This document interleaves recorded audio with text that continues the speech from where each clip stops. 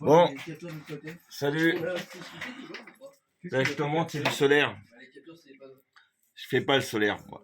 J'y touche pas, c'est parce qu'il faut monter sur le toit, il faut une assurance décennale, zinguerie, toiture, que je n'ai pas, que je veux pas avoir, parce que de toute façon, j'ai le vertige. Donc, je vais t'expliquer ce qui va se passer sur le solaire. C'est pas moi qui vais le faire, c'est mon collègue. Comme j'ai suffisamment de boulot, bah, je lui donne. Voilà, le petit jeune, il a plein de boulot grâce à moi. Et puis, comme ça, on se complète. Chacun sa compétence. Bon, alors là, tu vois, ça, c'est un solaire qui n'a pas été entretenu. Alors déjà, donc tu as du glycol à l'intérieur, hein. Alors, je t'explique le principe du solaire. C'est du glycol qui va monter dans ton panneau solaire qui est exposé dans la bonne orientation du toit. Sachant qu'il y a des escrocs qui font n'importe quoi.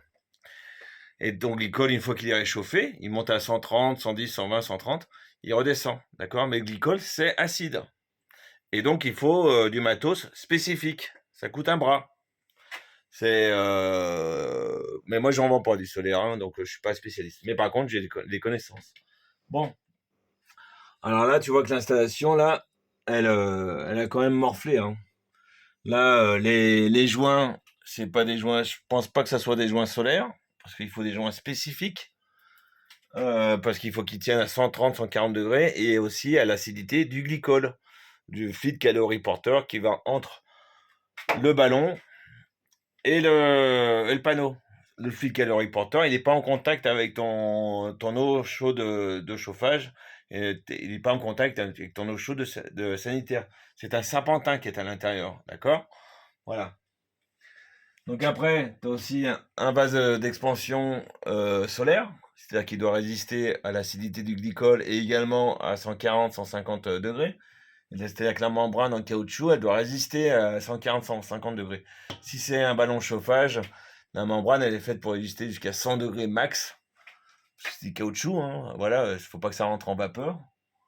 Et voilà, donc il y a des trucs, des tas de choses spécifiques. Mais là, franchement, là, il faut tout vidanger, ça devient de la pâte. Et là, ici, normalement, c'est transparent. Donc là, on voit pas du tout hein, que c'est transparent, hein. C'est plutôt de la pâte, voilà. Puis là, bah, c'est dégueulasse, quoi, hein. Il y a tout à reprendre, là. Faut tout nettoyer. Mais quand tu nettoies, là, moi, je vais le faire, on va le faire ensemble avec, avec la Virafal, la pompe air comprimé flotte. Mais quand tu, faut pas que ça bouche, hein, le panneau. Parce que le panneau, il a des petits tubes. Et si tu fais rentrer de la merde et te pousser de la merde, qui est déjà présente dans le ballon parce que ça n'a jamais été entretenu, ça se trouve, c'est devenu beaucoup de pâte, ben, t'es dans la merde. Parce que là, ça se trouve, on ne sait pas s'il fonctionne pour l'instant que. Moi, j'ai un doute, je crois qu'il est que sur la résistance électrique. Donc, on est que en EDF. Parce que là, si tu veux, je suis à 20 degrés, enfin, 20-30 degrés. Mais là, quand je touche mon chaud, là, dois être à 70-80. Et c'est pas le solaire. Là, c'est les températures du solaire, ça, c'est l'électrique. Donc, à mon avis, on est que sur l'électrique.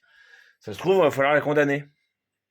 Parce que moi, à la base, je suis venu pour refaire une petite fuite sur la nourrice d'eau chaude. J'ai vu que c'était couplé au solaire. Je suis pas compétent, donc moi, j'appelle mon collègue qui est compétent et qui je file plein de boulot là, hein, le petit jeune qui est compétent, qui est vachement bien. Et puis bah, on bosse à deux. Et avec deux cerveaux, bah, on a une bonne idée. Voilà. Donc voilà, je vous ai fait un petit topo sur une installation solaire. Et l'entretien du solaire qui doit être régulier. On ne laisse pas tourner pendant 10 ans et après, oh, faut l'entretenir. Bah non, c'est comme tout, hein, faut l'entretenir. Salut!